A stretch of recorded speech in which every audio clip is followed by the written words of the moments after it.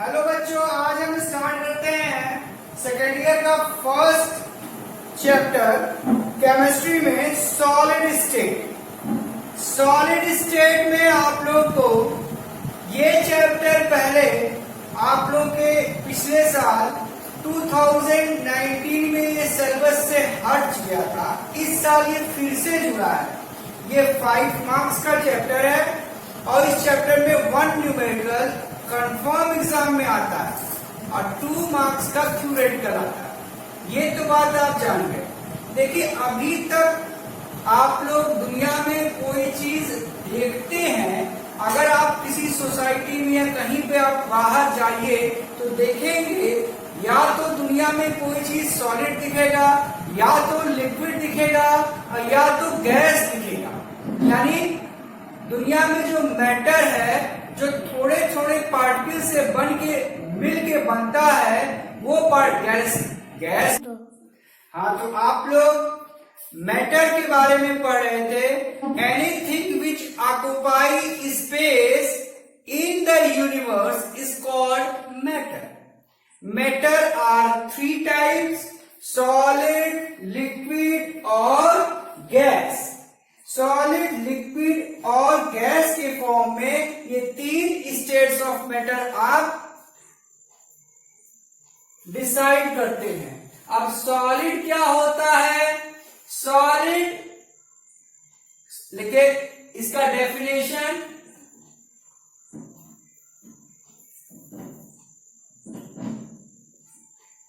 It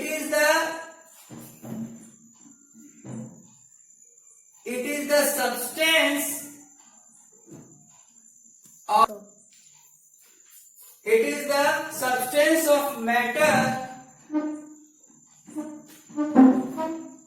having rigidity। इसका मतलब जो सब्सटेंस अपनी पोजीशन पर फिक्स रहे, यानी जिसमें फ्लो ना हो, जो अपनी पोजीशन से को चेंज ना करे, उसको कहेंगे solid.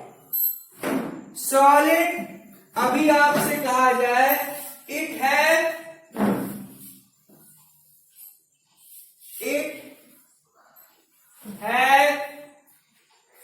Fix shape and volume. Solid are very less compressible, यानी इसको हम कॉम्प्रेस नहीं कर सकते। It is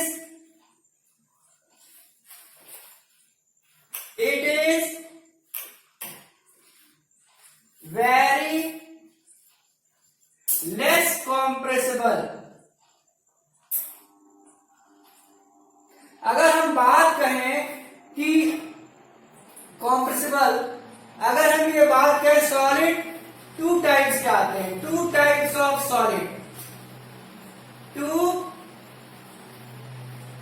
types of solid. अब हम कहें सॉलिड 2 टाइप्स के हैं। एक आपका है क्रिस्टलाइन सॉलिड। क्रिस्टलाइन सॉलिड, ठीक है, क्रिस्टलाइन सॉलिड। और दूसरा है एमार्फस सॉलिड। देखिए, क्रिस्टलाइन और एमार्फस में अंतर क्या है? जो प्योरेस्ट फॉर्म में हो, जनरली क्रिस्टलाइन क्या होते हैं? प्योर होते हैं, और यही आपके ट्रू सॉलिड है।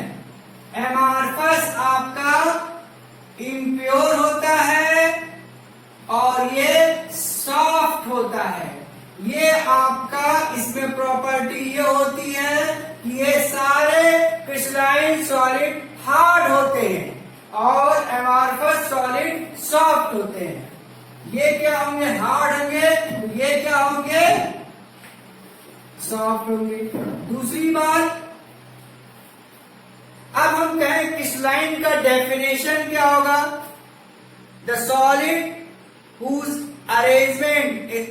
3-dimensional arrangement in a regular geometrical pattern is called crystalline solid। यानी हम कहें the solid which have regular geometrical pattern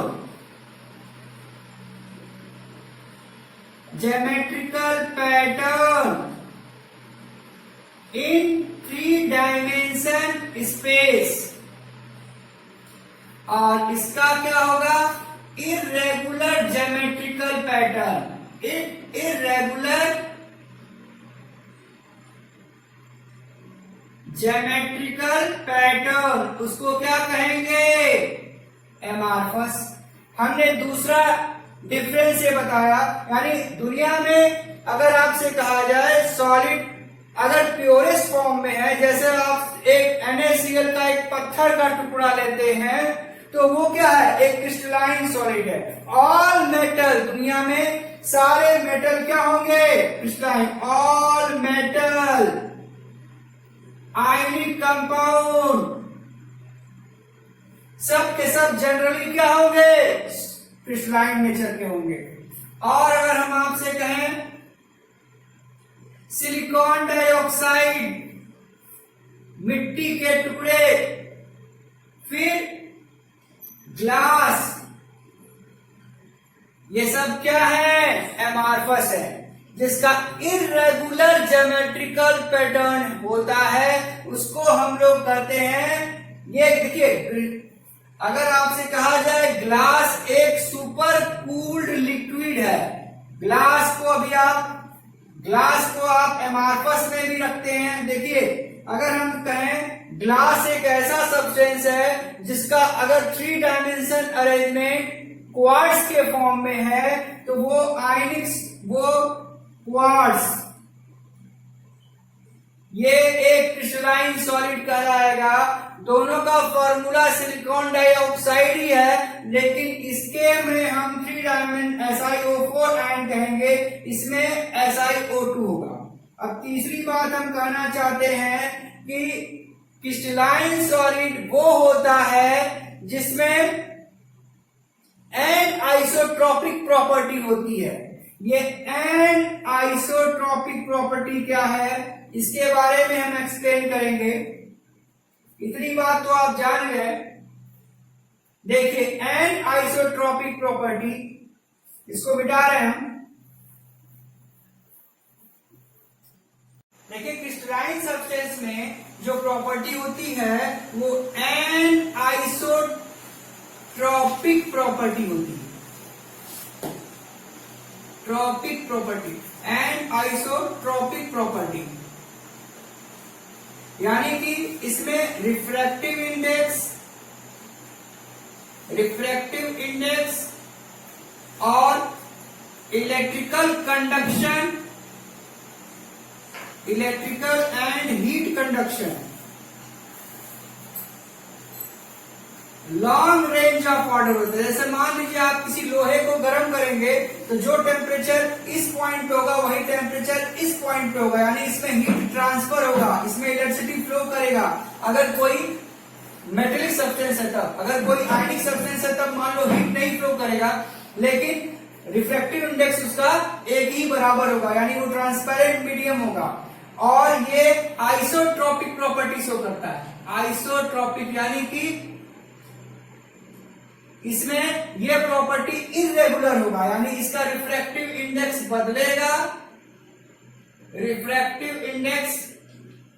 बदलेगा।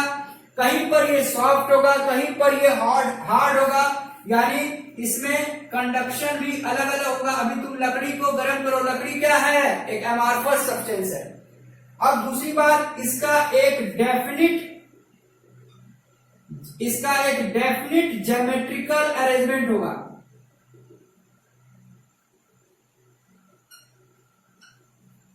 इसका इनडेफिनिट ज्योमेट्रिकल अरेंजमेंट होगा। Indefinite geometrical arrangement,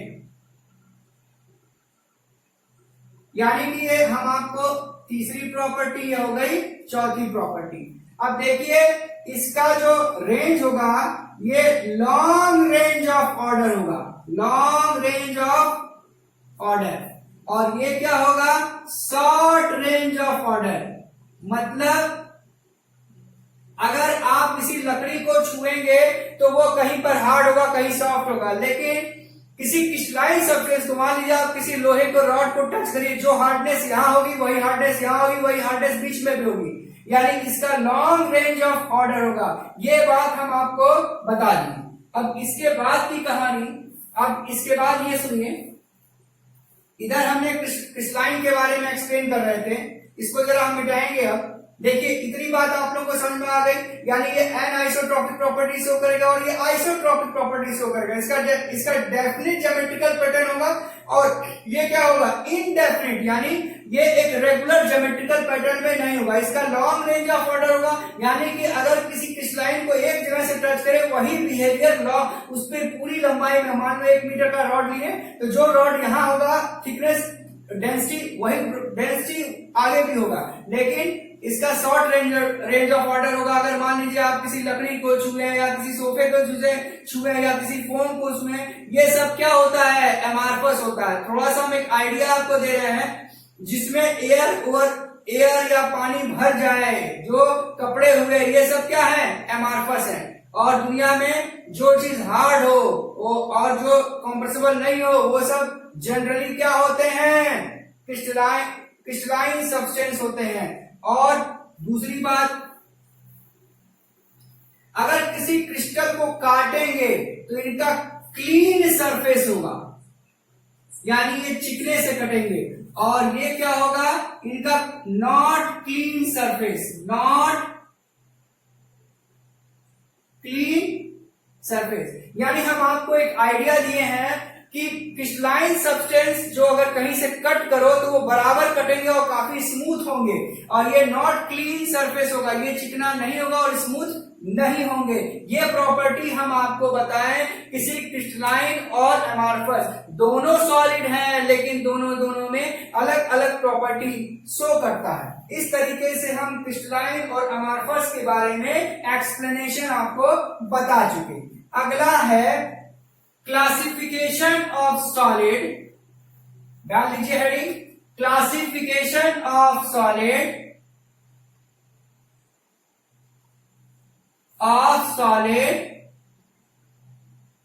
on the base of intermolecular force,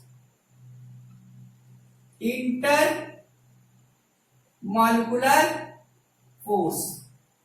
देखिए हम आपको एक्सप्लेन अभी थोड़ा देर पहले भी बताए थे कि जब भी कोई सॉलिड तभी बनता है जब infinite molecules are linked to form a 3 dimension arrangement, यानी कि अगर इनफाइनाइट मॉलिक्यूल्स आपस में जुड़ेंगे तभी सॉलिड बनेगा। एक मॉलिक्यूल्स अगर दुनिया का सबसे भारी मॉलिक्यूल्स भी हो तो वो गैसियस फॉर्म में रहता है। आप ये जान लीजिए यूरेनियम ऑक्साइड है, उसका मास आप मॉलिक्यूलर मास 235 ग्राम लिखते हैं, लेकिन वो रेडिएशन निकालता है यूरेनियम ऑक्साइड के फॉर्म में। यानी कहने का मतलब है कि मॉलिक्यूलर मास किसी का डिसाइड नहीं करता कि वो सॉलिड होगा कि लिक्विड होगा कि गैस होगा, ये डिपेंड करता है उसमें मौजूद इंटरमॉलिक्यूलर फोर्स ऑफ अट्रैक्शन। अब ये इंटरमॉलिक्यूलर फोर्स ऑफ अट्रैक्शन किस किस फैक्टर पे डिपेंड करता है? पहला है आयनिक सॉलिड। अब ये आयनिक सॉलिड क्या है? देखिए आप लोग आयनिक कंपाउंड एक आइडिया से पहचानते हैं कि जनरली जब मेटल और नॉन मेटल कंबाइन करे तो वो आयनिक कंपाउंड बनता है। ये आप बॉन्डिंग में पहले जानते थे। अगर ये हम एक आइडिया आप लोग को और दिए थे कि फर्स्ट और सेकेंड ग्रुप का मेटल हो और किसी भी नॉन मेटल से कंबाइन करे तो वो आयनिक सॉलिड होता है। अगर ये फर्स्ट जनरल आइडिया हम बता रहे हैं, और अगर वो मेटल हो डी ब्लॉक का, जैसे मान लीजिए आयरन है, निकिल है, कोबाल्ट है, इसमें कोई सोडियम है, पोटेशियम है, सीजियम है, ये सब नॉन मेटल से कंबाइन करेंगे तो हमेशा आयनिक। डी ब्लॉक का अगर स्ट्रॉन्ग इलेक्ट्रोलाइट से कंबाइन करेगा तो वो आयनिक सॉलिड बनेगा। स्ट्रॉन्ग इलेक्ट्रोलाइट आपका सल्फेट है, क्लोरेट है, नाइट्रेट है, फ्लोरीन है, ब्रोमीन है, आयोडीन है, फिर क्लोरीन है। इस तरह से अगर ये स्ट्रॉन्ग इलेक्ट्रोलाइट से कंबाइन करे तो हमेशा आयनिक कंपाउंड बनाएगा। अब एक तो पहले आपको ये पहचान करना व्हाट इज आयनिक कंपाउंड। तो फार्मूला देख के तो आप पहचान लेंगे कि अब एक आइडिया हमने दे दिया। कोई फर्स्ट ग्रुप का मेटल है, अगर वो फर्स्ट और सेकेंड ग्रुप यानी पीरियोडिक टेबल में फर्स्ट और सेकेंड ग्रुप का मेटल है, अगर वो नॉन मेटल से कंबाइन करे तो it form always ionic compound.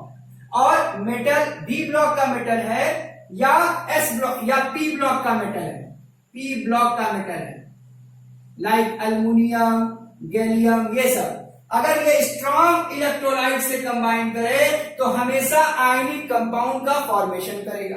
तो पहली बात हम आपको ये बता दिए what is ionic compound and how we decide it is ionic compound. अब मुद्दा ये आया ये आयनिक कंपाउंड में कौन सी ऐसी प्रॉपर्टी होती है जिसकी वजह से सॉल्टिफाई जाते हैं। इनकी सॉल्टिफाई होने का कारण ये होता है इनके बीच में आयन और कैटायन के बीच में strong electrostatic force of attraction होता है। यानी कहने का मतलब यह है कि आयनिक बॉन्ड, आयनिक सॉलिड जो होते हैं इट इज फॉर्म बाय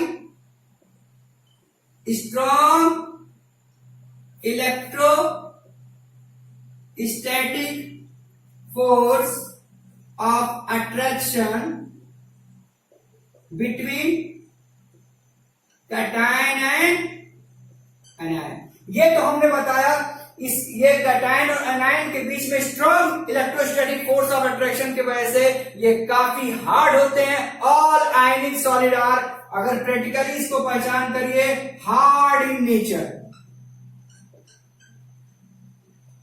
दूसरा property high melting point and boiling point. तीसरी बात क्रिस्टलाइन इन नेचर। सारे आयनिक सॉलिड क्रिस्टलाइन होंगे और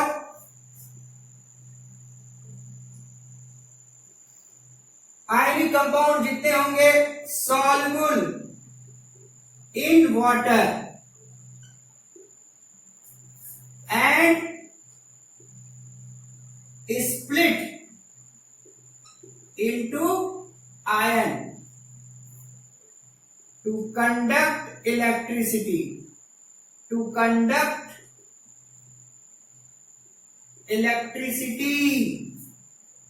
in molten state, या तो मोल्टन स्टेट में इलेक्ट्रिसिटी कंडक्ट करेंगे और इन एक्वस सॉल्यूशन। ये हमने आयनिक सॉलिड के बारे में जिक्र किया and how we identify the ionic compound, और कैसे हम उसको छू के प्रैक्टिकली पता करेंगे इट इज आयनिक सॉलिड।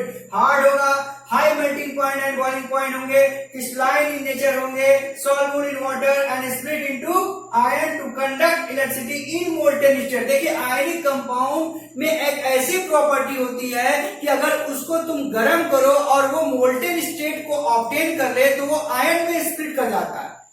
जैसे आप अगर H2O को purest form of molecular compound की बात करें H2O का, तो H2O को अगर आप पिघलाएंगे तो उसमें करंट नहीं कंडक्ट होगा, लेकिन आयनिक कंपाउंड में करंट कंडक्ट होता है।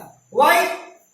ऐसा इसलिए होता है कि आयनिक कंपाउंड में जो लैटिस एनर्जी होती है वो उसके मेल्टिंग पॉइंट से कम होती है। वो उसके आयंस जो है पहले ही ब्रेक कर जाते हैं उसके पिघलने से पहले, यानी the lattice energy of ionic compound is lower than the melting point. In this way it is split into ion into in liquid state, so it conduct electricity because in molten state ionic compound presence in the ion form, so it conduct electricity. यानी कहने का मतलब यह है, ये ionic compound के बारे में, आयनिक सॉलिड के बारे में हमने आपको पहचान बता दी। How we find and which type of property shown by ionic compound. अगला टॉपिक है मॉलिक्यूलर कंपाउंड।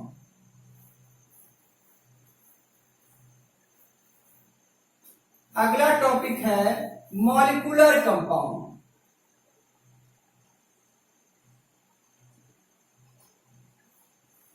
अब ये मॉलिक्यूलर कंपाउंड कौन है?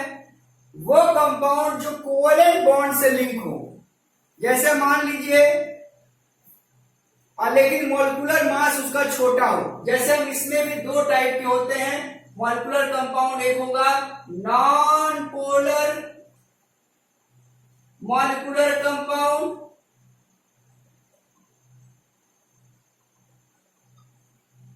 और एक होगा पोलर मॉलिक्यूलर कंपाउंड। देखिए नॉन पोलर मॉलिक्यूलर कंपाउंड जैसे हम आपसे करें हाइड्रोजन है, क्लोरीन है, ब्रोमीन है, आयोडीन है, ये सब नॉन पोलर कंपाउंड है। अब पोलर में आपका बात करें H2O है, फिर अमोनिया है, ये सब जनरली अंडर हाई प्रेशर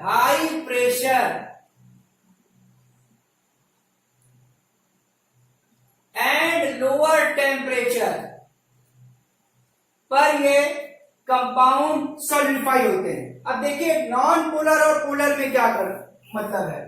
अब कोई नॉन पोलर कंपाउंड या देखिए मॉलिक्यूलर कंपाउंड की बात करें, मॉलिक्यूलर सॉलिड की बात करें, मॉलिक्यूलर सॉलिड लिख लीजिए आप लोग। मॉलिक्यूलर सॉलिड जो होते हैं which factor are responsible for intermolecular force, यानी इसमें क्या रिस्पॉन्सिबल है? Intermolecular force.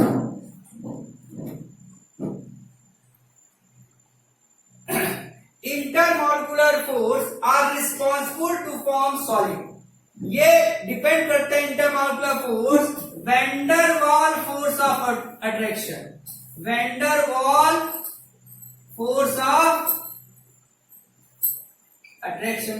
अब देखिए ये जो नॉन पोलर कंपाउंड है under very high pressure and very low temperature पे ये सॉलिडिफाई होते हैं।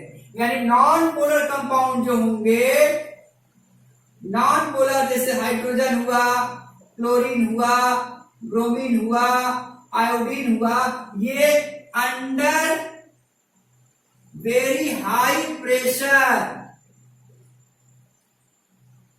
एंड लो टेम्परेचर पर ये सॉलिडिफाई होंगे। और जो पोलर कंपाउंड होंगे which factor are responsible for intermolecular force, polar compound जो होंगे वो हाइड्रोजन बॉन्डिंग की वजह से होंगे, हाइड्रोजन बॉन्डिंग की वजह से इनमें आपस में अटैचमेंट होगा। तो हम कहें H2O हुआ, अमोनिया हुआ और हाइड्रोजन बॉन्डिंग HCl हुआ, ये सब क्या है? पोलर कंपाउंड है। इन पोलर कंपाउंड में जैसे हम आपसे कहें इथेनॉल हुआ, अगर किसी कारणवश इथेनॉल आप सर्टिफाई कर दे रहे हैं, या इथेनोइक एसिड हुआ, ये सब अगर सॉलिडिफाई हो रहे हैं तो ये भी अंडर हाई प्रेशर और लो टेम्परेचर पे सॉलिडिफाई होंगे। लेकिन इसमें कौन फैक्टर रिस्पॉन्सिबल होगा? Hydrogen bonding. और इसमें वैन डर वाल फोर्स ऑफ अट्रैक्शन। देखिए हाँ तो बता रहे थे बच्चों मेटेलिक सॉलिड। मेटेलिक सॉलिड क्या होता है? मेटेलिक सॉलिड जैसे कोई भी मेटल हुआ, आयरन हुआ, निकिल हुआ, कोबाल्ट हुआ, एल्युमिनियम हुआ, तो ये जो सॉलिड फॉर्मेशन करते हैं इसके पीछे रीजन क्या है? इसमें जो बॉन्ड बनता है मेटेलिक बॉन्ड बनता है, metallic bond. The bond form between positive kernel and the bond form between positive kernel mobile electron is called metallic bond. Metallic bond. अगर इस बॉन्ड को कंपेयर करें तो दुनिया में सबसे स्ट्रॉन्गेस्ट बॉन्ड आपका होता है आयनिक बॉन्ड, और फिर इसके बाद इसका लेवल आता है मेटेलिक बॉन्ड। इसीलिए ऑल मेटल जो होते हैं वो हार्ड होते हैं, और इसमें इतना स्ट्रांग होता है कि ये ब्रेक में हाई टेंसाइल स्ट्रेंथ होते हैं, हाई टेंसाइल स्ट्रेंथ। इसी वजह से ये मेलेबल भी होते हैं, मलेबल एंड डक्टाइल।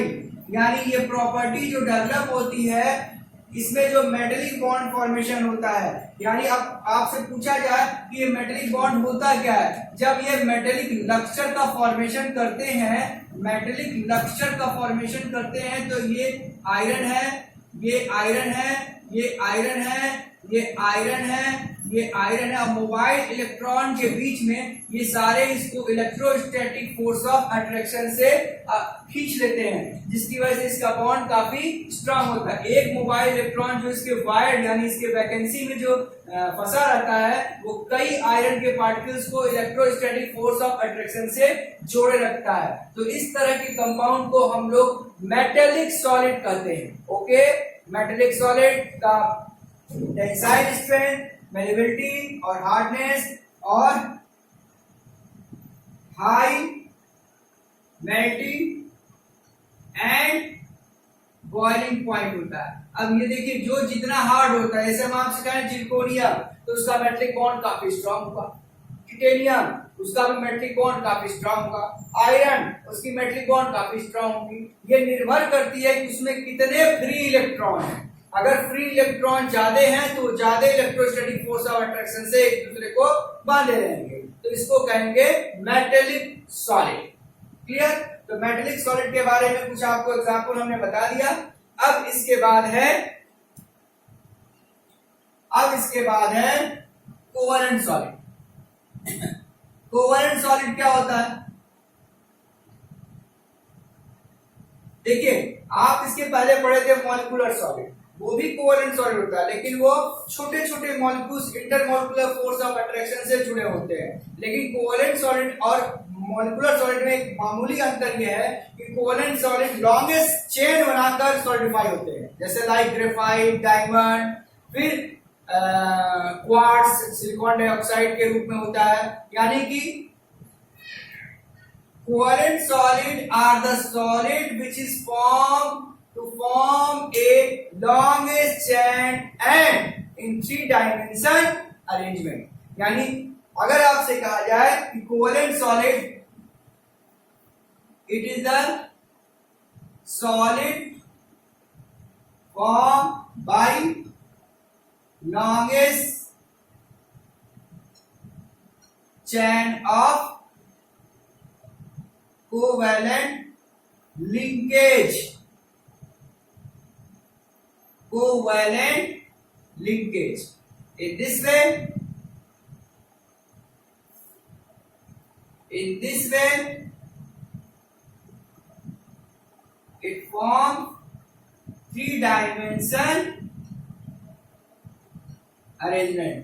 कोवलेंट सॉलिड एक आइडिया आपको दे दें, जैसे हम आपसे कहें ग्रेफाइट, डायमंड, फिर क्वार्ट्ज। कोवलेंट सॉलिड क्रिस्टलाइन भी होते हैं, यानी कोवलेंट सॉलिड क्रिस्टलाइन भी आएंगे, आपको क्रिस्टलाइन भी आएंगे एंड एमार्फस भी आएंगे। जो सॉफ्ट होगा वो एमार्फस होगा। इसकी high melting point and boiling point होगा। तीसरी बात, ये जो 3 डायमेंशन अरेंजमेंट होगा, जैसे ये सब है डायमंड वायमंड, जितने क्रिस्टलाइन सब्सटेंस होंगे उनकी मेल्टिंग पॉइंट बॉइलिंग पॉइंट काफी हार्ड होगी। जैसे एक आइडिया हम आपको दे रहे हैं जिसका फॉर्मूला तुमको न लिखे, जैसे ग्रेफाइट का फॉर्मूला कार्बन है, डायमंड का फॉर्मूला कार्बन है, इसका सिलिकॉन डाइऑक्साइड SiO2 है। यानी कहने का मतलब है कोवलेंट कंपाउंड लॉन्गेस्ट चेन के फॉर्मेशन से सॉलिडिफिकेशन होते हैं। कुछ ऑर्गेनिक कंपाउंड भी आपके कोवेलेंट सॉल्वेंट। ओके